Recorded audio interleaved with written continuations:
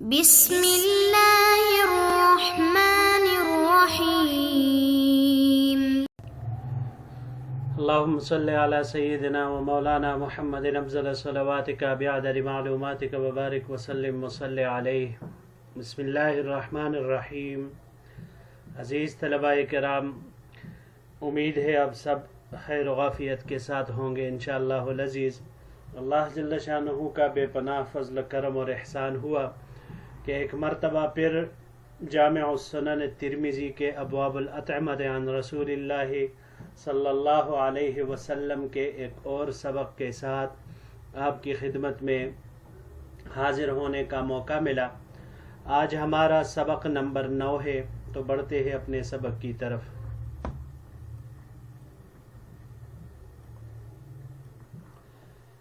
باب ما جاء فی الفارۃ تموت فی السمن۔ چوہا جب گھی میں گر کر مر جائے تو اس کا بیان ہے۔ وبه قال حدثنا سعید بن عبد الرحمن وابو عمار قال حدثنا سفیان عن الزہری عن عبید اللہ عن ابن عباس عن میمونۃ۔ سعید ابن عبد الرحمن اور ابو عمار دونوں حضرات نقل کرتے ہیں، حدیث فرماتے ہیں کہ ہمیں انہوں نے روایت کی سفیان سے، انہوں نے زہری سے، انہوں نے عبید اللہ سے، انہوں نے حضرت عبداللہ ابن عباس رضی اللہ تعالی عنہما سے، اور عبداللہ ابن عباس رضی اللہ تعالی عنہما نے حضرت میمونہ رضی اللہ تعالی عنہا ام المؤمنین سے۔ وہ فرماتی ہے ام المؤمنین ان فارۃ وقعت فی سمن فماتت، کہ ایک چوہا گھی کے اندر گر کر مر گیا۔ فسئل عنہا النبی صلی اللہ علیہ وسلم، تو آپ صلی اللہ علیہ وسلم سے اس کے بارے میں پوچھا گیا۔ فقال، آپ صلی اللہ علیہ وسلم نے ارشاد فرمایا، القوها وما حولها فکلوه، کہ اس کے ارد گرد گھی کو گرا دو اور پھر اس کے علاوہ جو باقی گھی بچ جائے اس کو کھاؤ۔ وفی الباب عن ابی ہریرہ ھذا حدیث حسن صحیح، اس باب میں حضرت ابو ہریرہ رضی اللہ تعالیٰ عنہ سے بھی روایت مروی ہے اور یہ حدیث حسن صحیح ہے۔ وقد روی هذا الحدیث عن الزہری عن عبید اللہ عن ابن عباس ان النبی صلی اللہ علیہ وسلم سئل ولم يذكروا فيه عن میمونۃ، وحدیث ابن عباس عن میمونۃ اصح۔ اور اس حدیث کو امام زہری نے عبید اللہ سے، انہوں نے ابن عباس رضی اللہ تعالی عنہما سے نقل کیا ہے ان الفاظ کے ساتھ، ان نبی صلی اللہ علیہ وسلم سئل، کہ ابن عباس رضی اللہ تعالی عنہما نے فرمایا کہ نبی علیہ الصلوۃ والسلام سے پوچھا گیا۔ ولم یذکروا فیہ، اور اس روایت میں یہ ذکر نہیں ہے عن میمونۃ، یعنی اس روایت میں جو عن ابن عباس کے بعد عن میمونۃ رضی اللہ تعالی عنہا ہے، تو دوسری روایت میں یہ قید نہیں ہے اس کے ساتھ۔ وحدیث ابن عباس عن میمونۃ اصح، اور ابن عباس رضی اللہ تعالی عنہما کی روایت جو کہ حضرت میمونہ کے رضی اللہ تعالی عنہا ام المؤمنین کے واسطے ہے، وہ زیادہ صحیح ہے۔ وروا معمر عن الزہری عن سعید بن المسیب عن ابی ہریرہ عن النبی صلی اللہ علیہ وسلم نحوہ، اور معمر نے زہری سے، انہوں نے سعید ابن مسیب سے، اور انہوں نے حضرت ابو ہریرہ رضی اللہ تعالی عنہ سے، اور ابو ہریرہ رضی اللہ تعالی عنہ نے نبی کریم صلی اللہ علیہ وسلم سے اس طرح روایت نقل کی ہے۔ وَهَذَا حدیث غیر محفوظ، لیکن یہ حدیث محفوظ نہیں ہے۔ سمعت محمد ابن اسماعیل یقول، امام ترمذی رحمہ اللہ فرماتے ہیں کہ میں نے محمد ابن اسماعیل، یعنی امام بخاری کے بارے میں فرما رہے کہ میں نے محمد ابن اسماعیل البخاری سے سنا کہ وہ فرما رہے تھے، حدیث معفن عن الزہری عن سعید بن المسیب عن ابی ہریرہ عن النبی صلی اللہ علیہ وسلم فی ھذا خطأ، کہ امام بخاری رحمہ اللہ نے فرمایا کہ یہ حدیث معمر کی جو زہری سے ہے، انہوں نے سعید بن المسیب سے، انہوں نے ابو ہریرہ سے اور ابو ہریرہ رضی اللہ تعالی عنہ سے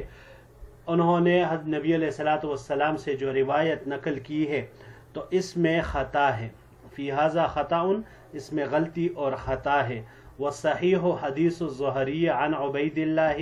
عن ابن عباس عن میمونۃ.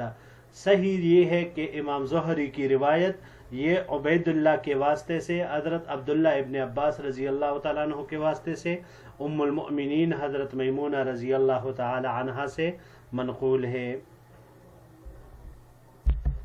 اس روایت میں تھوڑی سندی بحث ہے، اس کو کر کے پھر اپنے باب کے مسئلے کی طرف چلتے ہیں. یہاں پر ذکر ہوا حضرت ابن عباس رضی اللہ تعالی عنہ کی روایت کے متعلق کہ ایک روایت جو ذکر ہے تو اس میں امام زہری نے روایت عبید اللہ سے، انہوں نے ابن عباس رضی اللہ عنہما سے، اور انہوں نے نبی علیہ الصلوۃ والسلام سے بغیر میمونہ رضی اللہ تعالی عنہ کے واسطے وہ روایت ذکر کی ہے. لیکن امام ترمذی رحمہ اللہ فرماتے ہیں کہ جو روایت حضرت میمونہ رضی اللہ تعالی عنہ کے واسطے سے ہے تو وہ اصح ہے بلا واسطہ روایت سے. اس کے بارے میں علامہ زحلی رحمہ اللہ فرماتے ہیں کہ یہ دونوں روایتیں چاہے درمیان میں ام المؤمنین کا واسطہ ہو یا نہ ہو، عبداللہ ابن عباس رضی اللہ تعالی عنہما کی دونوں روایتیں وہ ان کے بارے میں فرماتے ہیں بِأَنَّ الطَّرِيقَيْنِ صحیحان، کہ دونوں طرح یہ روایت صحیح ہے. یعنی چاہے اس میں نبی علیہ السلام اور ابن عباس رضی اللہ تعالیٰ عنہما کے درمیان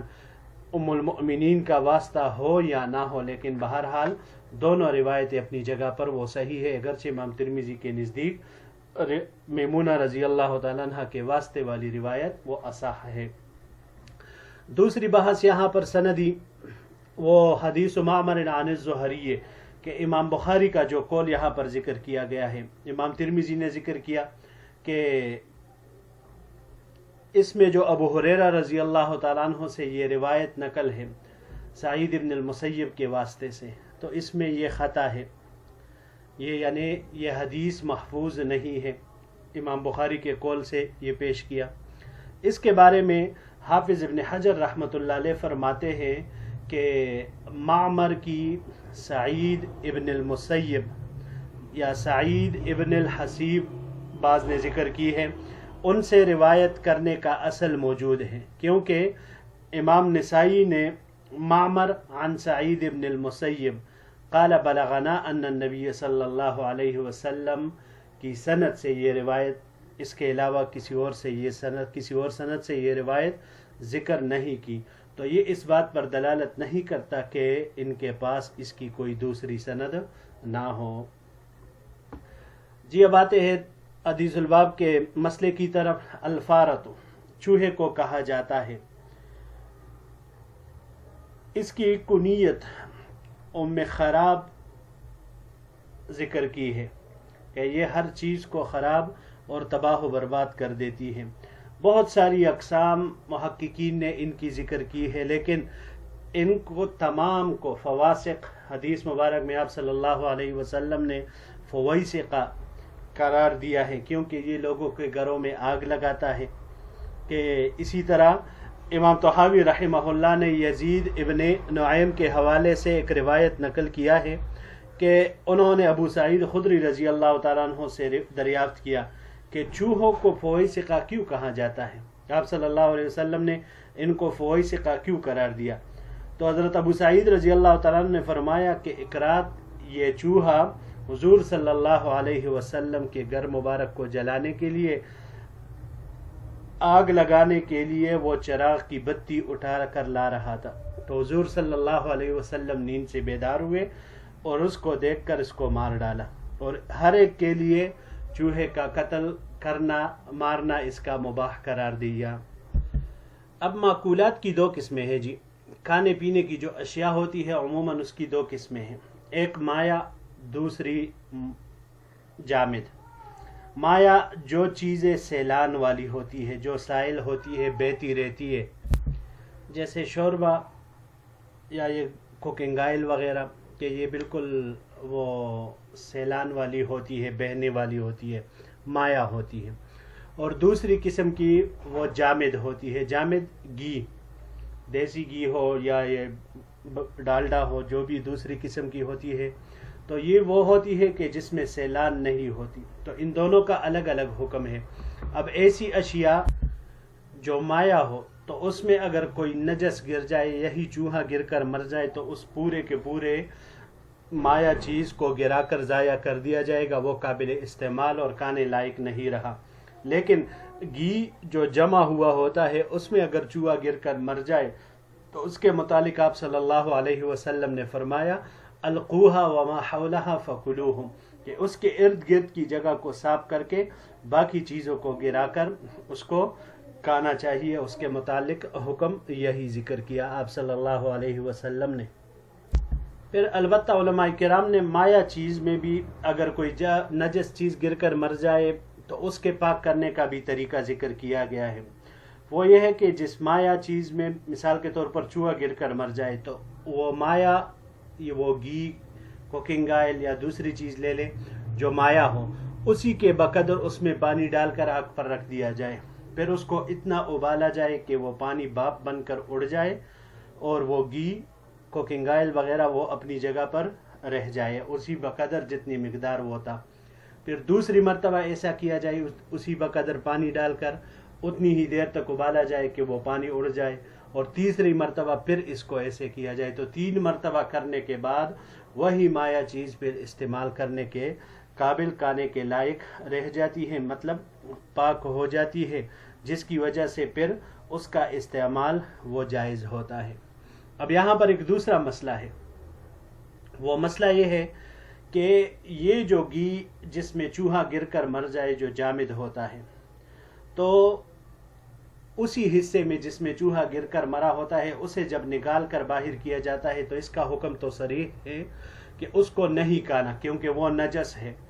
لیکن اس کو دوسری چیز میں استعمال کر سکتے ہیں، یعنی اس کو قابل انتفاع بنا سکتے ہیں کھانے کے علاوہ یا نہیں۔ مثال کے طور پر جوتے وغیرہ کے پالش کے لیے، اس کو چمکدار بنانے کے لیے، یا کشتی وغیرہ کے لیے جو استعمال ہوتا تھا پچھلے زمانے میں، یا آج بھی بعض علاقوں میں وہ دیوں میں جو تیل وغیرہ ڈالتے ہیں روشنی کے لیے، تو اس میں اسے استعمال کر سکتے ہیں یا نہیں۔ تو اس میں کھانے کے علاوہ باقی چیزوں میں ہمارے احناف کے نزدیک، امام ابو حنیفہ صاحب رحمۃ اللہ علیہ کے نزدیک، نہ صرف اس کو استعمال کر سکتے ہیں بلکہ اس کو بیچ بھی سکتے ہیں۔ اس کو بیچنا بھی امام ابو حنیفہ صاحب رحمۃ اللہ علیہ کے نزدیک وہ جائز ہے، اور اس حدیث مبارک سے اسی کی تائید ہوتی ہے اور اسی کو تقویت ملتی ہے۔ اور جن روایات میں ممانعت آئی ہوئی ہے، اس کے قریب نہ جانے کا ذکر ہوا گیا ہے، تو وہاں پر بھی امام ابو حنیفہ صاحب رحمۃ اللہ علیہ فرماتے ہیں کہ قریب نہ جانے کا مطلب یہی ہے کہ اس کو کھاؤ نہیں، باقی کھانے کے علاوہ اس کو قابل انتفاع بنانا تمام فقہاء کرام کے نزدیک یہ بالکل درست اور جائز ہے۔ اس سے نفع لینا، اس کے علاوہ میں مثال کے طور پر چراغ میں ڈالنے کے لیے، کشتی وغیرہ کو دینے کے لیے، جوتے کو چمکانے کے لیے، اس سے فائدہ اور نفع حاصل کیا جا سکتا ہے۔ پہلے زمانے میں لوگ اسی طرح کرتے تھے۔ جی عزیز طلباء کرام، یہی تک ہمارا آج کا سبق تھا۔ بحمد اللہ تعالی انشاءاللہ العزیز اگلے درس میں ایک نئے باب کے ساتھ پھر آپ کی خدمت میں حاضر ہوں گے۔ السلام علیکم ورحمۃ اللہ وبرکاتہ۔